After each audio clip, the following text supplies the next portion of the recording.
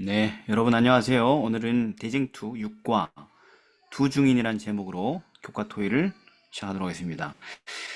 기억절은 시편 40편 8절입니다. 읽어보겠습니다. 시작. 푸른 마르고 꽃은 시드나 우리 하나님의 말씀은 영원히 서리라.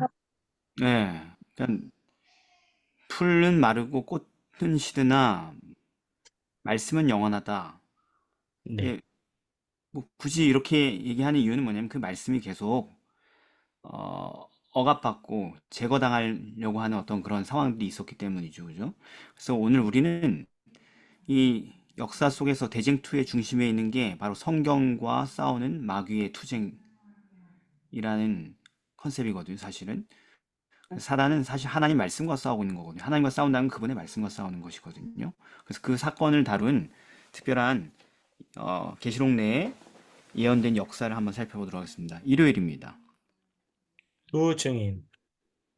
네, 요한계시록 11장 3절에서 6절을 김진숙 사모님 읽어주십시오. 빠르게. 네. 내가 나의 두 증인에게 권세를 주리니 저희가 굵은 베옷을 입고 1260일을 예언하리라. 이는 이 땅의 주 앞에 섰는 두 감람나무와 두 촛대니 만일 누구든지 저희를 해하고자 한즉 저희 입에서 불이 나서 그 원수를 소멸할지니 누구든지 해하려 하면 반드시 이와 같이 죽임을 당하리라. 저희가 권세를 가지고 하늘을 닫아 그 예언을 하는 날 동안 비 오지 못하게 하고 또 권세를 가지고 물을 변하여 피 되게 하고 아무 때든지 원하는 대로 여러 가지 재앙으로 땅을 치리로다. 네, 사실상 우리가 오늘 하는 대부분의 연구는 요한계시록 11장 예언 해석에 관련된 부분이거든요. 네.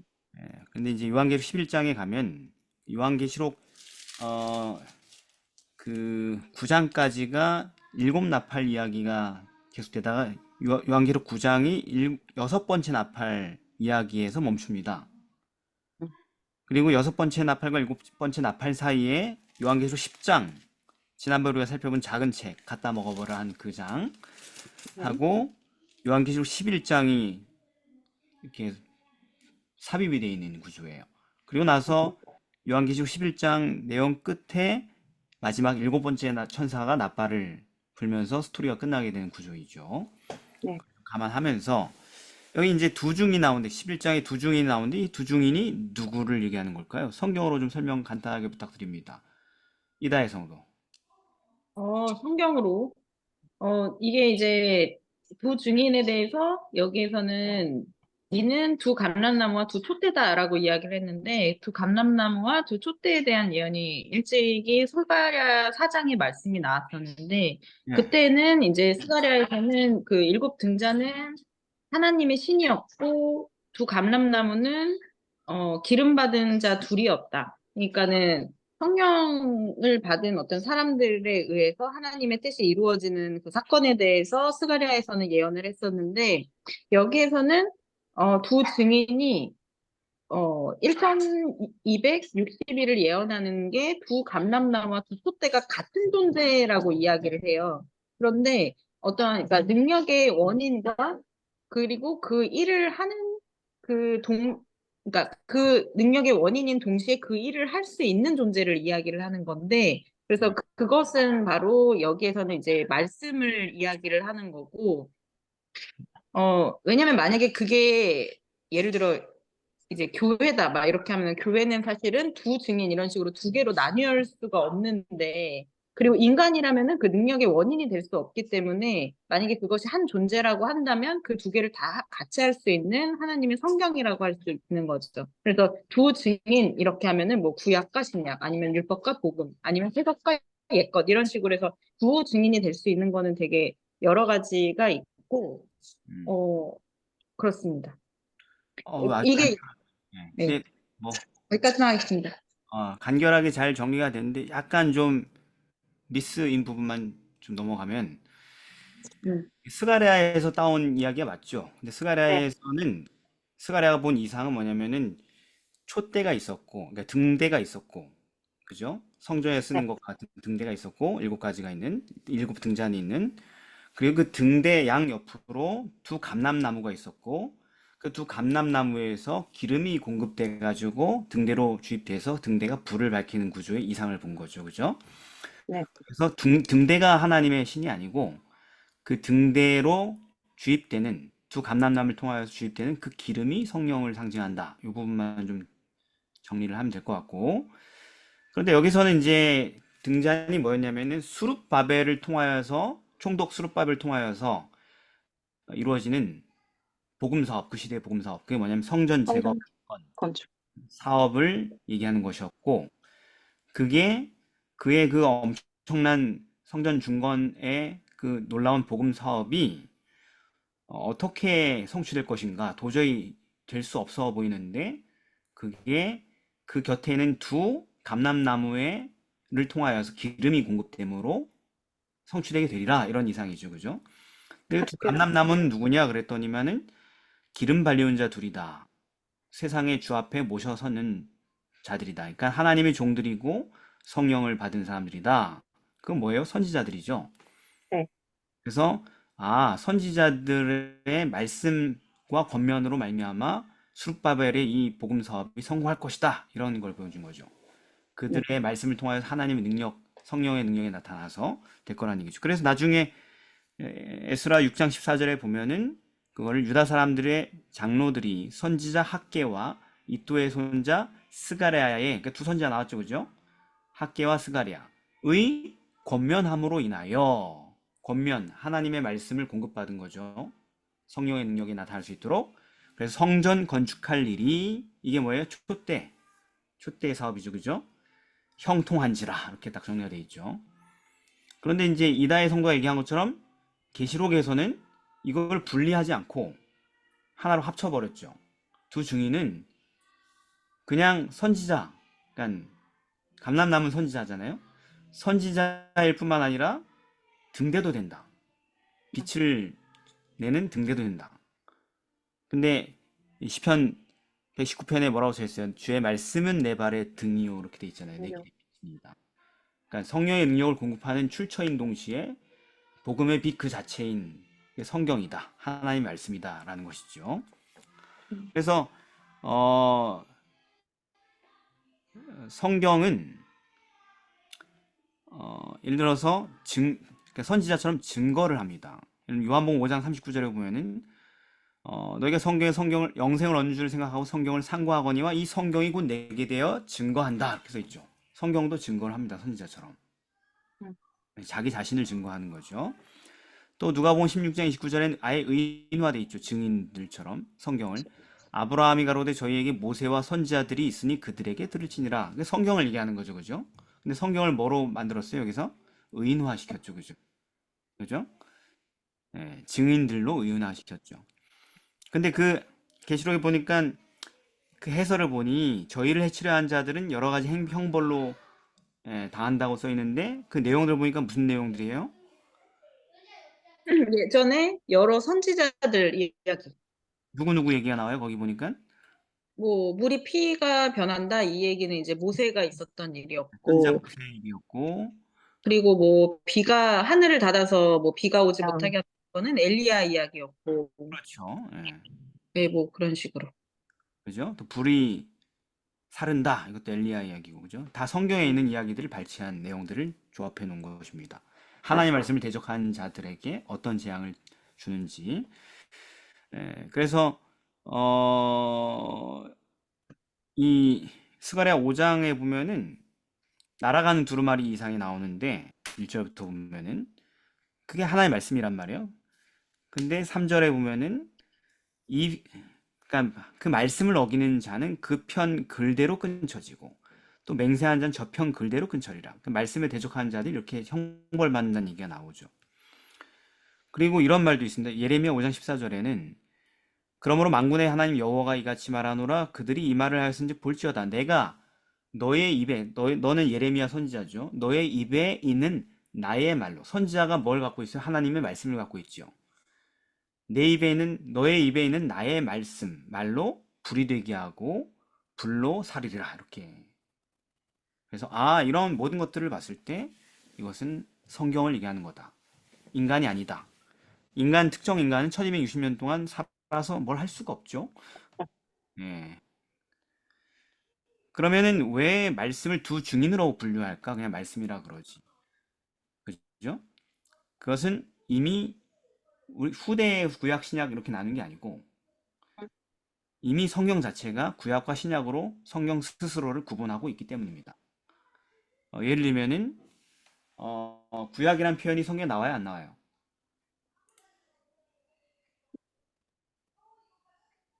구약. 모세와 그 아브라함이 가로되 누가복음 저희에게 16장 모세와 선지자들이 있으니 그들에게 들을 지니라. 네, 뭐 그렇긴 한데 구약이란 표현을 쓰냐고요. 성경이라고 표현을 하는데 너희가 성경에서 영생을 얻는 줄 생각하고 성경 환경 이것이 나에 대해서 증거하는 것이로다. 그러니까 그걸 구약 구약이라고 성경이 분류하냐고요. 아니 우리가 그냥 우리가 배운 대로 신구약 성경입니다 이렇게 그러고 얘기하면 사람이 이상할 거 아니에요, 그죠?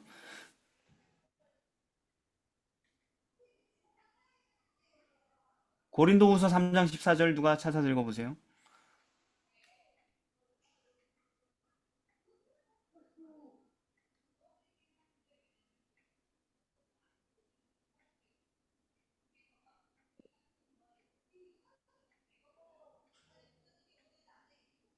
그러나 저희 마음이 완고하여 오늘까지라도 구약을 읽을 때 그 수건이 오히려 벗겨지지 아니하고 있으니 그 수건은 그리스도 안에서 없어질 것이라.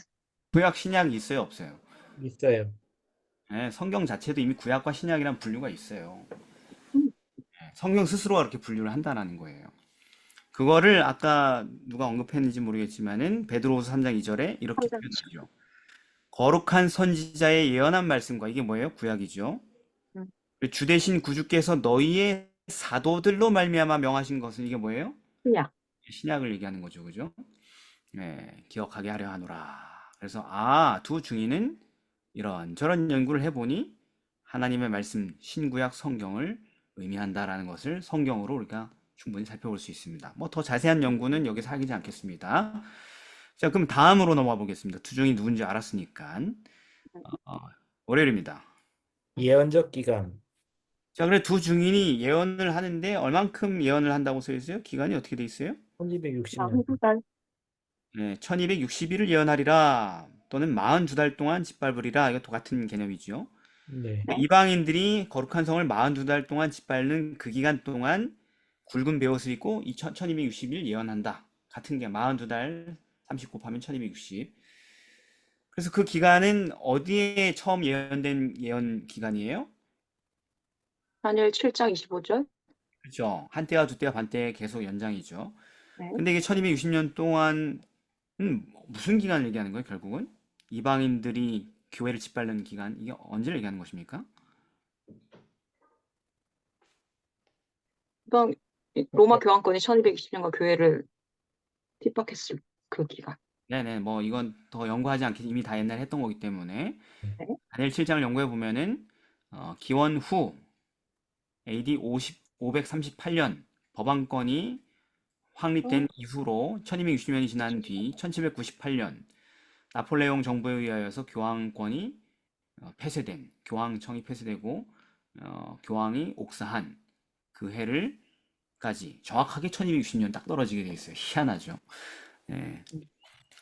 그래서 계시록에도 여러 번 그 얘기가 나오지요. 그 기간 한때와 두때와 반때야 여자 양육받는다 광야에서 그런 얘기들 1260년 동안 1260일 동안 도망간다 광야로. 자 그리고 그러면 그 기간 동안 538년에서 1798년까지 그 긴 기간 동안 왜 두 증인은 굵은 베옷을 입고 예언을 할까요?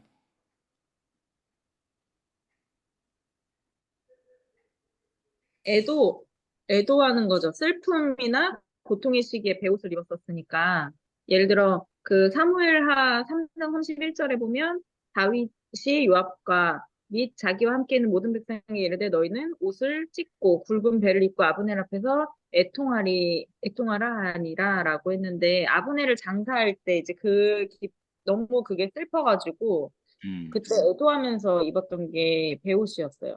네, 맞습니다. 그러니까 뭐 사무엘하 21장 10절에 봐도 그 사울의 여러 아들 가운데 뽑혀나가가지고 나무에 매달려 죽은 그 사건 거기 보면은 네. 아야의 딸 리스바가 굵은 배를 가져다가 자기를 위하여 반석에 펴고 그냥 굵은 배 같은 건 대부분 소중한 사람을 잃었을 때 애도하기에 쓰인 도구였던 거죠. 그죠? 네. 그러니까 이 두 증인도 자신들에게 굉장히 소중한 누군가를 그 기간 동안 계속 끊임없이 어떻게 된 거예요? 죽임당하는 경험을 했다라는 것이죠. 그래서 그들을 애도하는 그런 입장에서 예언을 계속해 나왔다라는 것이죠. 그러니까 말씀이 굵은 베옷을 입고 예언했다라는 것은 그 말씀을 따르고 그 말씀을 전하는 하나님의 백성들이 1210년의 기간 동안 맹렬한 핍박을 받아서 끝없이 죽임 당했기 때문에 죽어나가고. 쓴 것입니다. 너무나 슬픈 일이기 때문에. 그래서 그것은 죽은 자에 대한 애도의 의미를 지닌 것입니다. 죽음의 기간이죠. 자, 그러면은 그렇게 본인들은 애도하면서 그렇게 예언했지만 본인들이 죽임당한 건 아니잖아요. 그죠? 그래도 성경은 1260년 동안 계속 살아 있잖아요. 네. 그의 증인들이 죽긴 하죠. 음. 근데 화요일로 나오면 무슨 일이 일어납니까?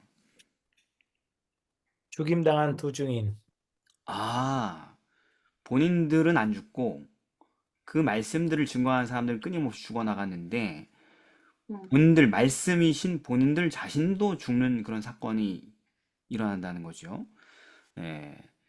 이 베옷을 입었지만 긴 기간 동안 살아서 자기 사명을 수행하던 두 증인은 그 예언적 기간의 끝에 어떤 일을 당하게 됩니까? 한번 7절부터 10절까지 조성희 주사님 읽으십시오. 저희가 그 증거를 마칠 때 무적행으로부터 올라오는 짐승이 저희로 더불어 전쟁을 일으켜 저희를 이기고 저희를 죽일 터인즉 저희 시체가 큰 성 길에 있으리니 그 성은 영적으로 하면 소돔이라고도 하고 애굽이라고도 하니 곧 저희 주께서 십자가에 못 박히신 곳이니라. 백성들과 족속과 방언과 나라 중에서 사람들이 그 시체를 사흘 반 동안을 목도하며 무덤에 장사하지 못하게 하리로다. 이 두 선지자가 땅에 거하는 자들을 괴롭게 한 고로 땅에 거하는 자들이 저희의 죽음을 즐거워하고 기뻐하여 서로 예물을 보내리라 하더라. 10절에 보면 이 두 선지자, 아예 두 증인 선지자라고 하죠. 감람나무가 곧 선지자였는데, 그죠? 여러분, 두 증인은 언제 죽임을 당해요? 시기적으로? 그러니까 1260년의 마지막이 1798년. 그러니까 저희가 알고 있듯이 프랑스 혁명인데 그 혁명이 일어나기 조금 전 뒤에도 나오지만 아니요, 그 1798년 프랑스 혁명이 일어난 때는 아닙니다. 프랑스 혁명이 일어난 이후죠. 이후 네. 음, 1798년 교황이 죽은 해이지 프랑스 혁명이 일어난 해는 아닙니다. 예. 그러니까 맞아요. 대충 그 무렵이죠. 여기 뭐라고 써요? 저희가 그 증거를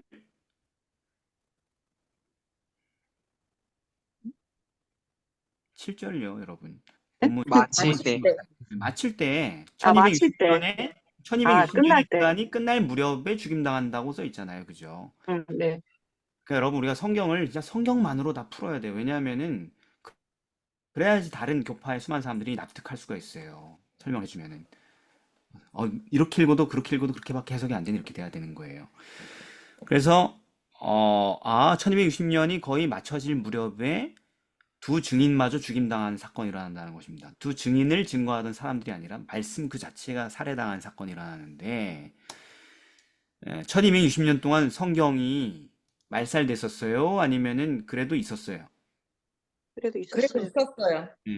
성경이 금지됐다라는 건 성경이 존재 자체가 금지됐다는 거예요. 그 기간 동안 뭐가 금지됐다는 거예요? 성경 자체가 그 기간 동안 금지가 됐던 거죠. 그럼 로마 교가 성경 자체가 없었어요? 그 교회에는 아예? 아니, 로마교 때는 그런 건 아니었고 나중에 로마교 끝나고 그러니까 1260년간은 성경이 금지됐다 이렇게 하는데 성경이 일반인들이 손에 들려주는 게 금지됐다는 얘기죠. 그러니까 성경의 공유가 금지되었던 것이지만 성경은 보존됐죠. 로마교도 라틴어로 그걸 번역해서 소중하게 간직했잖아요. 자기네만 보면서 말입니다. 그런데 그래도 그렇게 보존이 됐던 성경이 1798년이 오기 전에 아예 누구 때문에? 프랑스 혁명. 아니 프랑스 혁명이란 말이 여기 어디 있어요? 자꾸 프랑스 혁명이 아니 그 프랑스 그 여기 성경에 서 있는 의회 말이 뭐예요? 그 성은 영적으로 하면 소돔이라고도 하고 아니, 애굽이라고. 무적행으로부터 올라오는 무적행으로부터 짐승. 올라오는 짐승에 의해 아, 네. 말살당한 일이 발생한다. 여러분 해석부터 얘기하지 마세요. 네, 그렇게 무적, 이단처럼 보여요, 되게. 아, 예, 왜 이단처럼 얘기하세요? 네, 성경만 그럼 가지고 얘기하지. 무적행으로부터 올라오는 짐승은 새로운 세력이에요. 네, 그렇죠. 예. 네. 그 짐승에 의해서 발산당한다. 근데 이 무적에서 올라온 짐승이 지금 처음 표현되는 것인가? 아니면 이전에 나왔던 단체인가? 이전에 나왔죠. 예전에 어디에 나와? 나왔었어요. 어디? 계시록 그 9장에도 있고, 네, 황충 얘기하면서 2만만 거기. 그렇죠, 여러분. 자, 음. 이거는 좀 얘기를 하고 넘어가야 되는 게 뭐냐면 이걸 연결해서 해석하지 않으면 사람들이 이거를 또 잘 모르고 넘어갈 수 있기 때문에 일곱 나팔 이야기 중에서 다섯 번째 나팔이 무적행이 열리면서 황충 같은 것들이 올라와서 사람들을 150년 동안 괴롭게 했다라는 얘기가 나오고 그죠? 네. 그 후에 여섯 번째 나팔이 부러진 다음에 9장 14절이죠. 그때는 큰 강 유브라데에 결박한 네 천사를 놓아주라 하니 네 천사가 놓이니 그들은 그 년 월 일시에 이르러 사람 3분의 1을 죽이기로 예비한 자들이다. 그 마병대 수가 2만만에 이르니 그 수를 들었다 내가. 이같이 이상한 가운데 그 말들과 탄 자들을 보니 불빛과 자줏빛과 유황빛 흉갑이 있고 또 말들의 머리는 사자머리 같고 그 입에서는 불과 연기와 유황이 나오더라 한 그런 신비스러운 얘기가 나온단 말이에요. 네. 보통 이제 재림교회에선 지금까지 이거를 주로 이슬람 군대랑 연결을 시켜서 설명을 해석을 하는데 많은 분들이 네. 사실 그렇게 해석하면 안 된다라는 얘기를 하는 것입니다. 왜냐면 이게 연결돼 있기 때문에 말입니다. 본문 자체가.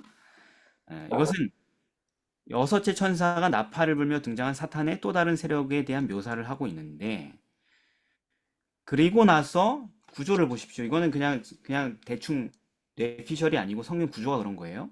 그리고 10장과 11장에 아까 말씀드린 대로 삽입이 된 후에 그리고 두 증인 이야기가 나오고 그 증인이 죽은에 관한 이야기가 끝나자마자 일곱째 천사가 나팔을 분단 말이에요. 네. 그러니까 두 증인이 죽는 얘기가 언제 시대 얘기예요? 나팔 시대에서. 다섯째인.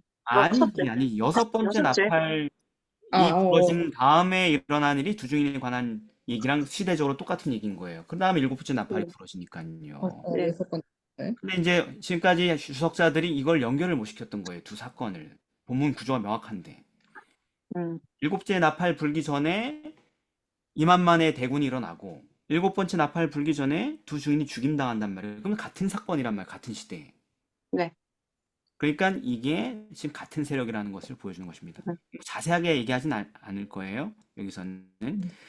예. 그래서 두 증인 이야기 끝난 다음에 둘째 화는 지나갔으니 보라 셋째 화가 속히 이른도다 이렇게 나간단 말이에요. 그러니까 둘째 화가 지나갔다고 했으니까 두 증인 얘기가 아까 2만만 군대 이야기랑 똑같은 얘기란 얘기예요. 같은 거다. 그리고 일곱째 천사가 나팔을 불매 세상 나라가 그리스도의 나라가 되어 이렇게 난단 말이에요. 자, 그러니까 잘 보십시오. 어떻게 같은지. 앞에 9장에 나오는 네 천사가 결박되어 있다는 표현은 이 천사들이 선한 천사겠어요? 악한 천사겠어요? 악한 천사. 왜? 선한 천사들은 아무도 결박되어 있지 않아요. 누구만 결박돼요? 악한 천사. 사단의 무리만 결박되어 있단 말이에요. 그 결박되어 있다는 무리를 악한 천사들이 결박되어 있다는 무리를 다른 표현으로 뭐라고 표현하는 거예요? 성경에서? 무적행에 갇혔다. 그렇죠. 요한계시록 20장 2절 3절에 보면은 용을 잡으니 곧 옛뱀이요 마귀요 사탄이다. 잡아 1000년 동안 어떻게 하여? 결박하여. 결박돼 있네. 그죠? 악한 천사 결박하여 그 다음에 어디에 던져요? 무적행에 던져 잠그고. 무적행에 던져 잠근 상태가 마귀가 결박된 상태구나. 이렇게 성경은 얘기한단 말이에요. 그러니 무적행에서 짐승이 올라와서 두 주인을 죽인다면서요. 네. 근데 앞에 있는 2만만의 군대는 유브라데에 결박돼 있다가 풀어진다면서요. 네. 그게 무적행에서 올라오는 짐승인 것입니다. 오케이? 네. 예. 그리고 그게 말이 되냐? 유브라데에 결박됐다 그랬잖아요. 유브라데가 어디예요? 성경에서. 유브라데가 성경에서 그 저기요. 저기 저기 저기 유럽. 유프라테스강? 최고 네, 끝쪽이죠. 유다 지경에. 그렇죠. 창세기 15장 18절 그날에 여호와께서 아브라함과 더불어 언약을 세워 가라사대 내가 이 땅을 애굽강에서부터 남쪽 애굽강에서부터 북쪽 그 큰 강 유브라데까지 내산할 수노니 이게 하나님께서 약속하신 경계란 말이에요, 이스라엘에. 그죠? 예. 그러니까 하나님의 약속의 땅 경계선 최전방 방어선이 유브라데예요. 그죠? 예. 그런데 성경에 이렇게 써 있어요. 계시록 16장 12절에 가면 여섯째가 그 대접을 진노의 일곱 대접을 얘기해서 큰 강 유브라데의 소돔의 강물이 말라서 동방에서 오는 왕들의 길이 예비되더라 이런 얘기가 나온단 말이에요. 그러니까 원래는 하나님의 땅인데 지금은 누구의 땅이고요? 핍박자들이 아까 성전 마당은 내어줘라 이렇게 얘기하잖아요. 그죠? 네. 네. 이방인들에게. 그러니까 로마교 이 핍박자들이 하나님의 유업인 그 땅을 불법 점거하고 있는 상황이기 때문에 지금은 당시의 유브라데 계시록에 나온 이 유브라데에 결박됐던 유브라데는 하나님 나라의 최전방 지역이 아니고 이제는 그 시대에는 악한 거짓 세력의 최전방 지역이기도 한 것이에요. 그죠? 네. 네. 예. 그런데 로마교의 가장 강력한 세력이 집결되어 있었던 그 지역에서 그들을 파괴해버릴 또 다른 무서운 세력이 나타난다는 예언인 것입니다. 네. 근데 프랑스가 그 당시 종교개혁 시대에 프랑스가 왜 특별한 줄 알아요, 여러분? 수많은 유럽 국가 중에서? 왜냐하면 유일하게 종교개혁에 실패했던 나라입니다. 맞습니다. 전 유럽에서 유일하게 종교개혁에 실패한 유럽 국가이며 그 당시 법왕권 최전방이자 최대의 세력 집결지였던 것입니다. 그래서 실패했어요. 다 쫓겨나고 다 죽임당했습니다. 개혁자들이. 로마교가 유일하게 살아남은 초강대 국가였습니다. 그 당시. 근데 이 악한 세력이 또 다른 악의 세력인 로마교를 말살하는 활동은 그 연월 일시에 시작된단 말이에요. 일곱 나팔 이야기에서 여섯 번째 나팔 이야기에서 연월 일시에 죽이기로 예정돼 있단 말이에요. 근데 성경에 이렇게 표현된 시간 예언은 단 하나밖에 없어요. 하나님께서 그 연월 일시라고 얘기할 수 있는 기간은 한때와 두때와 반때라는 그 기간과 연관된 것밖에 없단 말이에요. 한때와 두때와 반때가 끝나는 그 시기를 얘기하는 것입니다. 이 사건에 대해 다니엘은 이렇게 예언했습니다. 이렇게 일어날 그 로마교 중심부에서 로마교를 전복한 세력이라는 것에 대하여서 다니엘 11장 40절에 마지막 때에 그게 한때와 두때와 반때 끝날 때거든요. 항상 1260년이 끝나는 남방왕이 그를 찌르리니 라는 표현으로 묘사되어 있어요. 그게 여섯 번째 나팔 이야기고 이슬람 얘기가 아니라고요, 여러분. 이것도 이슬람으로 해석하는 분들이 많은데 지금까지 아닙니다, 절대. 그러므로 역사에서 이 사건은 단 하나밖에 없어요. 뭐요? 이제 프랑스 혁명을 통해 성취된 것을 확인할 수 있습니다. 1789년에 발발했어요. 1798년이 아니고 1789년, 거의 10년 전에 프랑스 혁명을 발발해서 그때 공화정이 서게 되는데 왕정이 타파되고 그 공화정 정부의 특징이 뭐예요? 무신론 정권이었다. 정체성이 무신론이었다. 출범시키고 무신론을 정권을 세운 이유가 있어요. 왜요? 국가 내에 권력을 장악하고 있었던 누구를 몰아내기 위해서 사톨. 교황권, 로마 교도들과 성직자들을 숙청하여서 후에 시간이 흘러 나폴레옹 정부로 이어져서 1798년 교황이 투옥되고 죽고 교황청이 해산되는 데까지 이어진 것입니다. 그게 프랑스 혁명의 힘으로 이어진 거예요. 무신론 정권에 의해서. 왜냐하면 너무 신이 지긋지긋해가지고 그걸 전문용어로 앙시엥 레짐이라고 그러는데 앙시엥 레짐, 그 당시에 구습, 타파해야 될 구습이라고 생각했던 게 뭐냐면 교황권과 왕권이 결탁해서 만든 타락한 그 전통을 얘기하는 것이죠.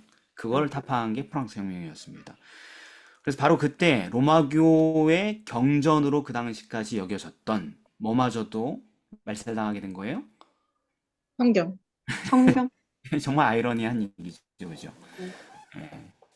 일곱 나팔 이야기 여섯 번째 나팔은 로마교가 박살나는 얘기인데 프랑스 혁명에 음, 의해서 음. 똑같은 시대에 지금 11장에 나오는 두 증인도 같이 죽임당하는데 두 증인이 왜 죽임당하냐면은 로마 교도들의 경전이기 때문에 말살당한 거예요. 오히려 오해를 받아서 말살당한 거죠, 말하자면. 로마 교도들 때문에. 예. 그게 성경이 말살당하게 된 계기입니다. 그래서 프랑스 혁명은 영적으로 뭐와 같대요? 계시록에 보니까 소돔. 애국과 소돔과 같다고 써 있잖아요, 그죠? 네. 애국과 같았는데 이제 이렇게 얘기하니까 정확하게 딱딱딱 맞아떨어지죠. 역사적으로, 성서적으로, 그죠? 그렇죠. 이것은 살아계신 하나님을 부인하는 무신론을 뜻하는 거죠. 예. 바로가 그랬잖아요. 출애굽기 5장 2절에서. 바로가 하나님 모르는 게 아니잖아요, 그죠? 네. 예. 그런데 이렇게 얘기해요. 여호와가 누구냐? 누군데 내가 그 말 믿고 보내냐? 난 여호와를 모른다. 아니, 알잖아요. 아는데 뭐 하는 거예요? 부정하겠다라는 거죠. 예. 유신론적 무신론이라는 거죠. 말하자면. 그래서 이런 것처럼 그 당시에는 왕이 그렇게 선언했지만 프랑스 혁명 때는 누가? 시민들이? 프랑스 혁명은 의회로. 공화정이라고. 공화정은 뭐가 입법을 해요? 우리나라 공화정이잖아요. 시민들. 시민들이 모여서 입법을 해요? 그 시민 단체 기관이 뭐냐고요? 입법기관, 거기인가? 우리나라 입법기관 어디예요, 여러분? 그, 국회잖아요, 국회. 응. 프랑스 의회, 프랑스 국회가 법률로서 성경을 폐기하기로 결의했다. 역사적인 아주 사건이었죠. 그 기간에. 그러니까 정말 정확하게 성취된 표현이고, 그러다 보니 성경 전체를 부정하다 보니까 그 안에 포함된 핵심이 뭘 부정하게 되는 거예요? 하나님의 말씀. 율법. 율법, 말씀, 하나님의 율법. 계명도 이것도 다 필요 없다. 다 지워버리는 것이죠, 그죠? 무효화시키는 것까지 통과시킨단 말이에요. 그러면 당장 가장 먼저 인간이 가장 먼저 여러분 십계명 다 없어지면 가장 사람들이 가장 먼저 실천해보고 싶은 게 뭘까요? 가늠. 그렇죠. 소돔에서 저지른. 예. 여러분 사람들이 율법이 제재가 없어지면 가장 먼저 제일 먼저 누구나 너도 나도 시도한 게 뭐예요? 간음이에요. 음란. 성의 쾌락에 몰두하게 되는 것입니다.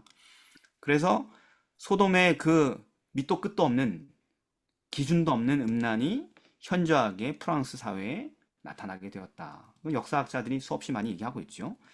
그래서 소돔의 특징에 대해서 간음 성경 계속 얘기하죠. 예레미야 23장 14절 그들은 간음을 행하며 행악자의 손을 굳게 하며 내 앞에서 소돔 사람과 다름이 없고 이렇게 나오고 유다서 1장 7절에도 소돔과 고모라와 그 이웃 도시들도 저희와 같은 모양으로 간음을 행하며 다른 색을 따라가다가 이렇게 나오죠. 그죠? 네. 그래서 여러분 소돔이법이라고 알아요? 소돔이법? 네. 소돔이법이 뭐예요? 소돔의 법. 동성 간 성행위에 대한 어떤 뭐 이런 게 벌이나 이런 게 폐지되는 거? 아니 더 이상 그 소돔이법은 죄가 안 돼. 그러니까 그렇죠. 그러니까 형사처벌에서 제외하는 거. 아니 소돔이법은 그런 사람을 처벌하는 게 소돔이법인데 보통 소돔이법을 폐지한다. 그렇죠. 근데 프랑스 혁명 의회에서 역사상 최초로 소돔이법을 폐지해서 오늘날 동성애 사회의 시발점이 된 것입니다. 오케이? 오케이.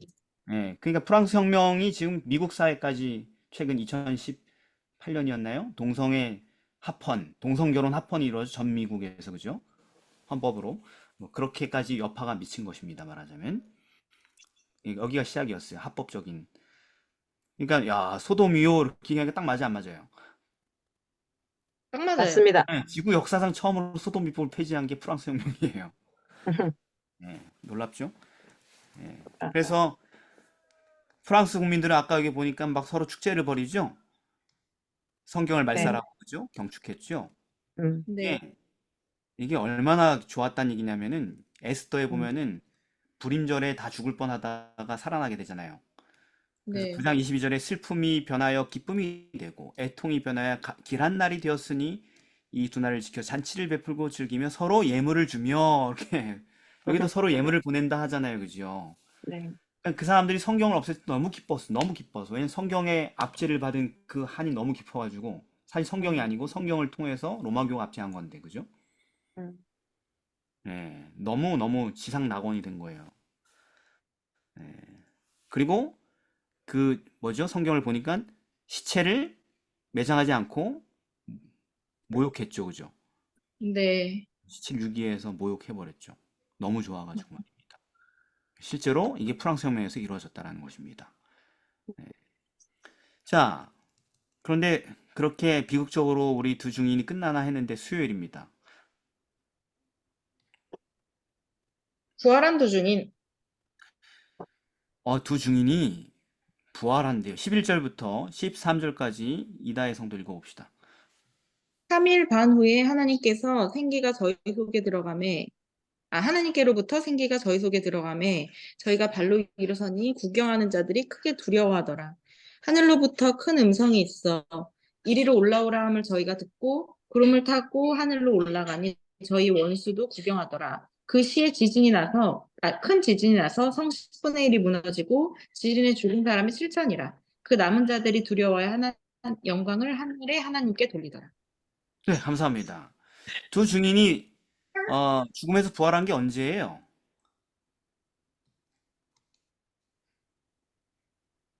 아니, 성경 써 있는데 왜 대답을 3일 못 반 하세요? 후, 3일 반 후에 뜸들이지 마세요, 여러분.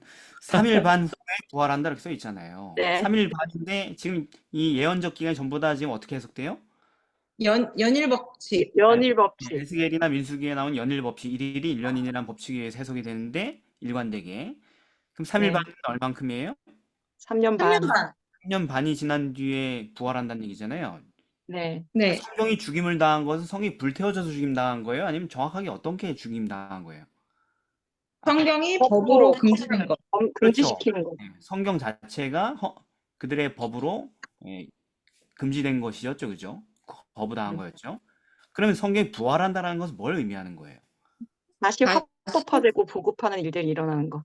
예, 성경을 거부했던 그 국회에서 다시 성경을 인정하고 법적으로 위치를 회복시키는 그 일이 일어난다는 얘기인데 실제로 그런 일이 일어났을까요? 네. 네, 역사를 살펴보면 정말로 그렇게 됐어요. 프랑스 의회가 법령을 통하여 성경을 금지한 지 3년 반이 지난 뒤에 그러니까 1793년에 그게 금지가 됐거든요, 법으로. 93년에. 근데 정확하게 3년 반 지난 96년이었나? 97년이었나? 예. 96년. 96년도에 의회의 결의를 통하여서 지난 결의를 무효화시키고 성경을 받아들이지 않은 법안이 다시 통과가 됐어요. 놀랍죠, 성경의 예언들이 성취되는 게. 음. 그러니까 왜 의회가 갑자기 3년 반 만에 그런 손바닥 뒤집듯이 이렇게 큰 일을 이렇게 뒤집을 수밖에 없었을까요? 성경 없이 사람들이 살아본 거죠. 이게 끝도 없이 진짜 못 견디니까 그러니까 네. 뭔가 너무 도덕의 상황까지 된 기준이 거죠. 필요하다라는 것을 사람들이 이렇게 인정을 하게 되고 그래서 국민들이 이제 그런 법을 만들어 달라고 요구가 빗발친 거죠. 아, 그래요? 한 3년 반 동안 막 이 여자, 저 여자, 저 남자, 이 남자 다 만나면서 마음껏 살아보니 3년 반 지나니까 허무하다. 역시 평생의 반려자는 단 한 사람이어야 된다. 뭐 이런 결론에 도달했다는 얘기입니까? 지쳐가지고? 그 성경을 거절한 결과로 계속 그 범죄의 그 수준, 그러니까 그게 정말 가증한 게 거의 막 그게 너무 점점 더 아니, 사람들이 마음대로 살면은 3년 반만 마음대로 살면은 범죄를 너무 싫어가지고 지겹다 이제 헛되다 다 해봤는데 헛되다 이러면서 전부 다 갑자기 마음의 정신을 차린단 말이에요? 아니죠. 가늠만 하면은 괜찮은데 네. 오히려 뭐 그렇게 위협적이지 않았을 수도 있겠지만은 네. 이게 이제 그런 삶을 살다 보면은 나중에 이제 서로 미워하고 막 이제 죽이고 막 이러는 일까지 가니까 막 서로 훔치고 자기 재산이 뭐 보장받지 못하고 막 위험천만한 그런 세상에서 살게 되니까 사람들이 이게 도덕적으로 필요하다라고 생각했던 거죠. 자기 안전을 위해서. 맞습니다. 여러분, 왜냐하면 하나님의 말씀을 거절한 대가를 너무 무시무시하게 뼈저리게 치렀기 때문입니다. 그 짧은 시간 동안. 고작 그 시간에 10년도 못 버티고. 3년 반이면 된다. 아니, 엄청나게 악한 사람들인데 어떻게 3년도 못 버텼을까요? 그때가 역사적으로 언제예요? 로베스피에르 들어봤습니까, 여러분? 자코뱅당 네. 로베스피에르 들어봤습니까? 세계사에서 프랑스 혁명 정치. 예. 로베스피에르가 자코뱅당이 정권을 잡고 열린 시대. 무슨 시대라 그래요? 세계사 배운 사람들? 공포 정치? 그렇죠. 공포 정치. 공포 시대가 열렸기 때문입니다. 아니, 세상 역사에 힘들었던 사람 시대가 얼마나 많아요. 그죠? 권력자들에 의해서. 그런데 지구 역사에서 가장 삶이 불안정하고 무섭고 힘들었던 시대가 바로 이 짧은 한 10년도 안 되는, 몇 년도 안 되는 기간이었다라는 것입니다. 네. 그래서 사람들이 깨달은 거죠. 죄인이 100번 악을 행하고도 장수해도 내가 정령이 아는데 하나님 경외하는 사람이 잘 된다. 악인은 잘 되지 못하며 장수하지 못하고 그날이 그림자 같다. 전도서 8장 12, 13절. 이게 맞는 걸 깨달은 거예요. 예? 악한 자는 그 악을 인하여 넘어질 것이다. 잠언 11장 5절. 예? 잠언 1장 30절. 나의 교훈을 받지 않고 나의 모든 책망을 업신여겼기 때문에 그러므로 자기 행위의 열매를 먹으면 자기 꾀에 배부리라. 이게 이루어지는 거예요. 실제 삶에. 그래서 그들이 엄청난 정말 상상도 할 수 없는 세계에서 몇 년을 살아본 겁니다. 그러니까 인간이 만들 수 있는 진정한 지옥을 살아본 거예요. 교황권의 그 긴 시간도 이때보다 무섭진 않았던 거예요. 네. 시편 119편 67절, 71절. 고난당하기 전에는 내가 그릇 행했는데 이젠 주의 말씀 지킵니다. 고난당한 것이 제게 유익입니다. 제가 주의 율례를 배우게 되었나이다. 이거 지금 경험한 겁니다. 말하자면. 네. 자, 그래요. 그래서 그때는 자기 생명이 언제 끊어질지 모르는 하루하루를 산 거예요. 전부 다. 모든 사람들이. 여러분, 교황권 시대든 김정일 정권이든 불안한 사람들도 있지만 불안하지 않은 사람들도 있죠. 네. 그렇잖아요. 어떤 악한 세력이라 할지라도 어떤 잔인한 세월이라 할지라도 안정감을 누리는 사람들은 항상 있어요. 소수. 맞아. 그죠? 아무리 폭풍이 몰아쳐도 두려워하지 않는 사람이 있단 말이에요. 정권을 잡은 사람도 있죠. 근데 그 누구도 안심할 수 없고 그 누구도 마음의 평화를 누릴 수 없었던 단 한 명도 그 시대가 유일한 시대가 이때예요. 왜? 로베스피에르도 처형당해요. 최고 가장 권력을 가진 사람도 누가 투서해가지고 혐의 뭐라 하면 죽는 날 시대가 이때였어요. 진정한 지옥, 아무 개념도 없는 힘 있는 자도 부자도 누구도 아무도 안심할 수 없는 그런 지옥에 살았던 것입니다. 얼마나 무서워요. 그러니까 3년도 못 버티는 거지. 아시겠어요? 그래서 네. 다시 나중에 무슨 시대로 가요? 공화정 하다가 역사. 나폴레옹이 뭐가 되죠, 나중에? 황제가 되잖아요. 공화정에서 역행해서 다시 황제 시대로 간다고, 제정 시대로 간다고요. 너무 무서웠기 때문에 그런 과정들이. 예, 자, 그러면 그 다음에 끝난 게 아니고 살아날 뿐만 아니라 무슨 일 드러나요? 보니까 하늘의 음성이 있어 올라와라. 구경하는 사람들도 두려워했는데 거기서 끝나지 않고 하늘로 구름 타고 올라가서 원수들이 구경하는 장면이 나와요. 이건 뭘까요?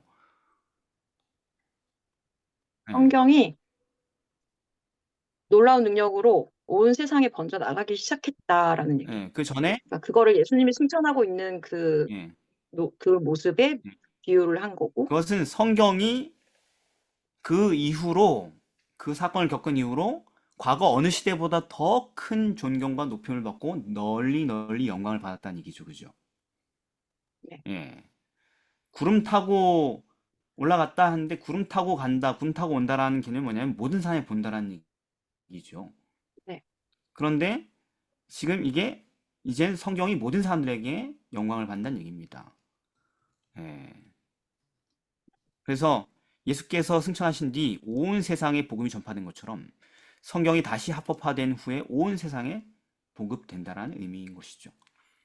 그래서 1804년 얼마 지나지, 정말 얼마 지나지, 1789년 1804년, 1700, 이게 몇 년 차이, 진짜 몇 년도 안 돼, 100년도 아니고, 진짜 한 10년, 5년, 10년 막 이렇게, 그죠? 1804년 영국 성서공회가 설립돼서 59개국어로 출판되고, 1816년 미국 성서공회가 창설돼 수백 개 언어로 온 세상에 자유롭게 유포됐죠.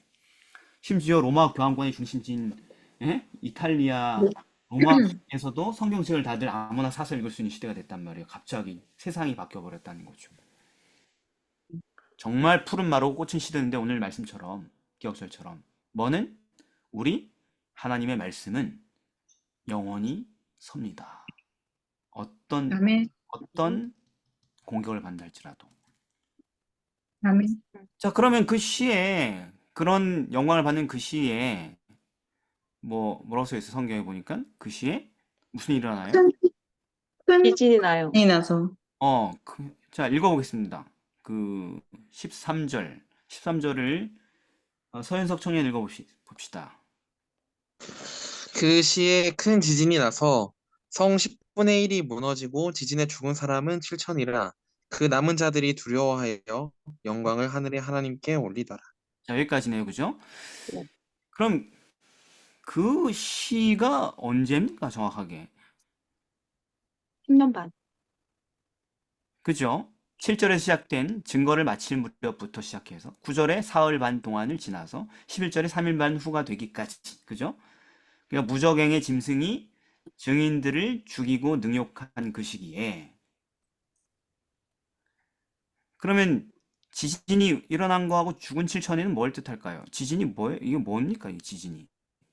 영적인 의미로 지진을 해석해야 되고 네. 이거가 그 당시에 지금 방금 계속 얘기했던 것처럼 종교, 법률, 사회적 질서, 가정 제도가 전부 다 무너졌다라는 말을 하는.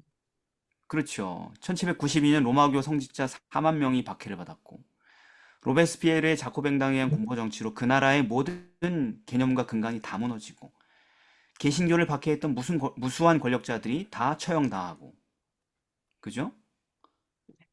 네, 이것이 바로 지진이 의미하는 바입니다. 이거를 어떤 분들은 또 혹시 착각해서 끼워 맞추다 보니 리스본 대지진 뭐 이렇게 할 수 있는데 리스본 대지진하고는 안 맞습니다. 155년.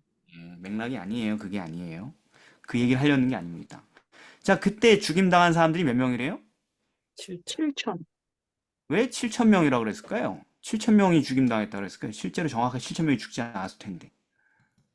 그쵸. 열왕기상에서 네.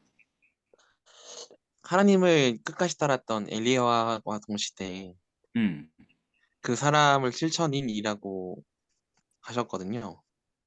네, 내가 이스라엘 가운데 7천이를 남기리니 다 무릎을 바알에게 꿇지 않고 다 그 입을 바알에게 맞추지 아니한 자다. 멋진 7천인 나오네요. 예, 근데 좀 다른 것 같아요. 예. 네, 그래서 7천이라는 이야기의 의미가 예. 네, 어떠한 존재를 어떠한 분을 이제 끝까지 열심히 섬기는 사람들을 의미한다는 것을 그 의미를 가져와서 여기다가 적으신 것 같습니다. 그렇죠. 7천은 어떤 상황에도 끝까지 자기가 추종하는 세력에 충성하는 신념의 사람들, 마지막 남은 사람들의 수를 7천이라고 그러잖아요. 네. 물론 이 경우에는 하나님이 아닌 누구에게? 로마 로마교회에 끝까지 충성하는 사람들이라고 할 수 있겠죠. 그죠? 예, 그들은 또 다른 악의 등장에 의해 완전히 박멸되고 말았다. 이런 표현인 것입니다. 참 놀랍죠. 그죠? 로마교 최전방지에서 로마교가 완전히 묵사발라서 말살당하는 이야기를 얘기하는 것입니다. 7천이라는 표현으로. 예, 그래서 계시록 9장 20절엔 이런 얘기가 나와 있어요. 그 똑같은 사건인 6번째 나팔을 얘기한 다음에 이 재앙에 죽지 않고 남은 사람들은 그 손으로 행하는 일을 회개치 아니하고 오히려 여러 귀신과 또는 보거나 듣거나 다니거나 하지 못하는 금은동과 목석의 우상에 절하고 또 그 살인과 복술과 음행과 도적질을 해결치 아니하더라 하면서 그렇게 박멸당했지만은 그들도 역시 마지막 시대에 여전히 존재한다라는 얘기를 하는 거죠. 그죠? 그러니까 로마교가 여전히 살아서 끝까지 회개치 않고 악을 행한다. 이런 얘기로 이어지는 것입니다. 네. 그러니까 남방왕이 마지막 때 북방을 찌른다. 그랬죠. 그죠? 다니엘서의 11장에. 네. 찔려서 끄 하고 멸망해요? 북방왕이? 아니요, 그죠? 더 큰 강력한 세력으로 마지막 때의 전쟁을 준비하게 된다는 얘기로 끝나게 되죠, 그죠? 네. 자, 그럼 이제 마지막 목요일입니다. 승리한 진리란 제목인데요.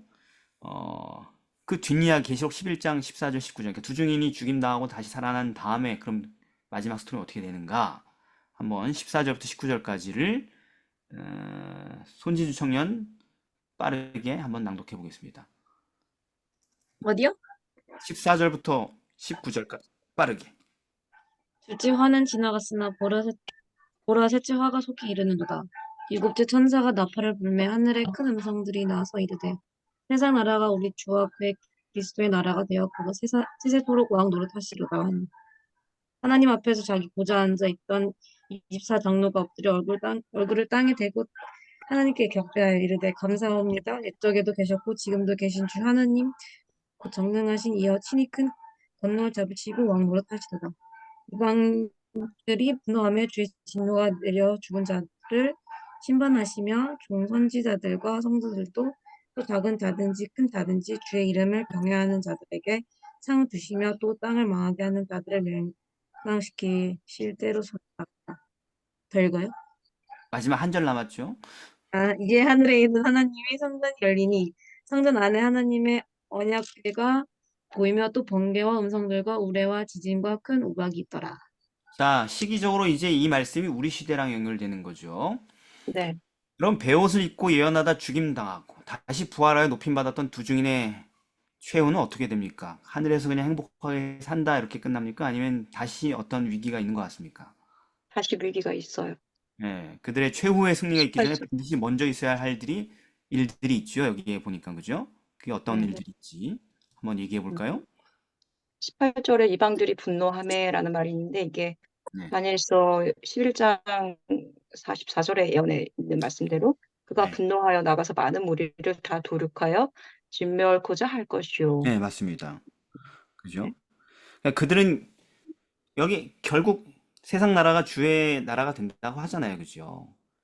이 두 증인은 마침내 긴 투쟁을 끝내고 그들의 업을 누리게 될 겁니다. 분명 결론은 그죠? 네. 그러나 최후의 승리를 얻기 전에 다시 한번 뭐가 있다는 얘기예요? 더 거대한 투쟁이 있을 것이라는 거죠. 이게 끝이 아니었다는 얘기죠. 그죠?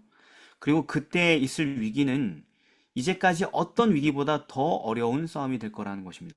1260년 동안 베옷 입고 예언한 것도 힘든 거였고 죽임당해가지고 다시 사흘 만에 부활하는 건 더 힘든 일이었는데 마지막 때는 더 큰 두 증인이 싸워야 할 싸움이 있다는 얘기예요. 최후에는.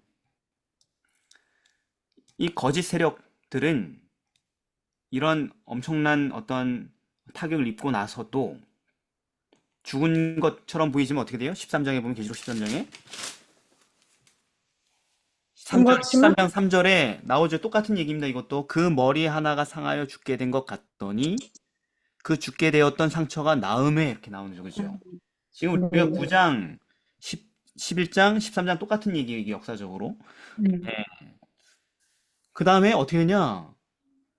온 땅이 이상히 여겨 짐승을 따르고 용이 짐승의 권세를 주므로 이렇게 시나리오가 된단 말이에요. 네. 네. 그래서 또다시 진리에 대한 무자비한 박해가 이루어질 거라는 것입니다. 네. 그러나 그 모든 권세는 마침내 완전히 어쨌든 결론에선 타도될 거라는 얘기죠. 그리고 여기 보면은 맨 끝에 엔딩에 하나님의 성전이 어떻게 됐어요? 열렸어요. 예, 이게 무슨 얘기입니까? 언약궤가 보인다. 이게 뭐란 얘기예요? 무슨 얘기입니까? 이게 언약궤가 열린다는 게 네. 언약궤가 보인다는 얘기죠. 열리지 않고 언약궤가 보였다는 얘기입니다. 보였다. 네, 언약궤가 보였다. 근데 네. 사실 이게 이제 구약에서도 봤을 때 네. 대속죄일의 성소의 정결 시에만 열렸었던 게 이 지성소였기 때문에 왜냐면 언약궤가 보였다는 게 지성소가 보였다는 거니까. 그렇죠. 그리고 또 번개와 음성과 내성과 지진과 큰 우박이 있더라라는 거는 이제 7재앙이 시작된다라는 건데 먼저 언약궤가 보였다는 것이 이제 조사 심판이 시작이 되었다라고 네. 이야기를 할 수 있는 거죠. 왜냐면은 이게 이제 우리가 이게 다니엘서 아까 전에 7장이랑 계속 연결이 됐었는데 다니엘서 7장에서도 그러나 심판이 시작된즉 그는 권세를 빼앗기고 끝까지 멸망할 건데 그 다음에 이제 영원한 나라가 올 거다라고 이야기가 돼 있었으니까 여기서도 이제 영원한 나라가 올 거다. 그러니까 결국 다니엘서의 예언이 계시록에서 이루어지는 거를 지금 설명을 해놓은 것 같아요. 네, 그렇습니다. 지성소는 오직 1년 1차 대속죄일에만 한 번 열렸죠. 레위기 16장 34절에 그 과정이 나와 있죠. 그죠?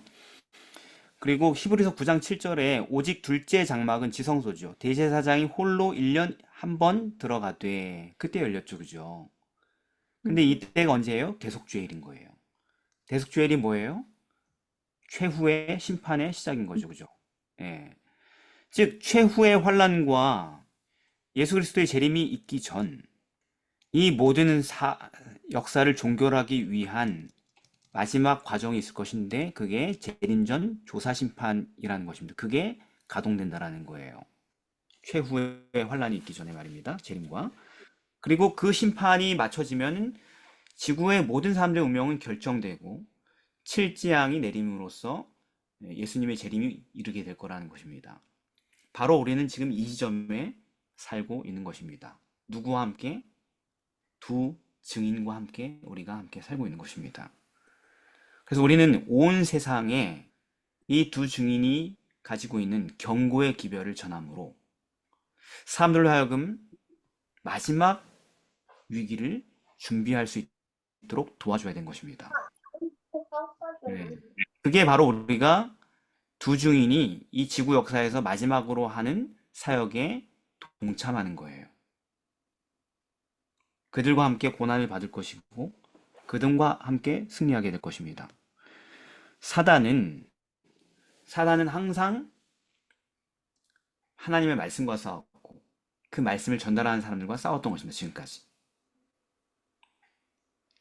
근데 여러분들이 하나님의 말씀과 결탁되어 있는 사람이 아니라면 사단이 안 싸워요, 여러분들하고. 그럼 여러분들 삶이 되게 편안하고 부귀 영화를 누리고 안락하게 살다가 가게 될 것입니다. 그게 바로 멸망인 거예요. 근데 여러분들이 하나님의 말씀과 결합하게 되면 두 증인이 당했던 모든 증오를 여러분도 당하게 될 것입니다. 성경이 그렇다고 그러는데 왜 자꾸 우린 아니라 그래요? 교회 안에서 심지어. 그거 다른 교회도 아니고 재림교회인데 우리가. 그죠? 네. 재림교인들의 꿈이 그거 같아요. 요즘 제가 교회를 보면서 보편적인 꿈이 그거 같아요. 뭐냐면 최대한 그 칠재앙 또는 뭐 짐승의 표 이 시기가 늦춰져서 그때까지 내가 잘 살고 애들 잘 키우고 전문직으로 만들어가지고 행복하게 잘 안정적인 삶을 살다가 부활의 소망을 안고 무덤에 들어가는 게 꿈인 것 같아요. 보면은 그렇게도 구원받을 수 있으니까 확률적으로. 왜냐면 재림 전에 죽으면. 그죠? 근데 이미 뭐가 틀렸어요? 마음이 틀린 거예요. 여러분 제가 분명히 말씀드립니다. 하나님의 말씀을 전하는 사람은요, 마지막 환란 때 환란을 당한 게 아니고 하나님의 말씀을 전하는 그때부터 환란을 당하게 됩니다. 이 땅에서. 근데 그게 싫은 것 같아요, 우리 재림 성도들은. 너무 싫어하는 것 같아요. 그 이야기를 구체적으로 하면 너무너무 격렬하게 싫어하고 이런 얘기하면 저를 아예 이단 사이비로 보는 것 같아요, 보면은. 이게 성경의 끊임없는 가르침인데 말이죠. 예. 진리는 마지막 때 승리할 겁니다. 그러나 그전에는 박해를 받을 것입니다. 지금까지 계속 그랬던 것처럼. 초대교회 때도 그랬고 구약시대 때도 그랬고 그리고 법왕교 시절 때도 그랬고 인간의 시대였던 프랑스 공화정 시대에도 그랬고 마지막 때도 그럴 것입니다. 세상 역사에 사단이 완전히 축출돼서 없어지기 전까지는 그렇죠. 무릇 그리스도를 위하여 경건하게 살고자 하는 자는 핍박을 받을 것입니다. 그러니까 선택을 우리가 하게 되길 바랍니다. 최후의 승리가 있기 전에 반드시 십자가가 있을 것입니다. 면류관이 있기 전에 말이죠. 그래서 진리 안에서 신념 가운데 담대하게 서는 그런 생애를 우리가 삶으로 승리한 두 증인과 함께 나란히 서게 되길 바랍니다. 기도하겠습니다. 사랑의 아버지 하나님, 대징투의 역사는 하나님의 말씀에 대적하는 세상 권세와의 투쟁임을 확인하게 되었습니다. 그리고 지금 시퍼렇게 그 권세가 살아서 가장 강력한 힘으로 이 세상을 지배하고 있습니다. 그러나 주님께서 승리하실 것입니다. 주님, 우리가 두 증인의 대열에 합류할 수 있도록 도와주셔서 지금으로부터 환난과 박해를 당한다 할지라도 후회하지 않는 그들의 길을 뒤따를 수 있도록 도와주시옵소서. 예수님의 이름으로 기도드립니다. 아멘. 아멘.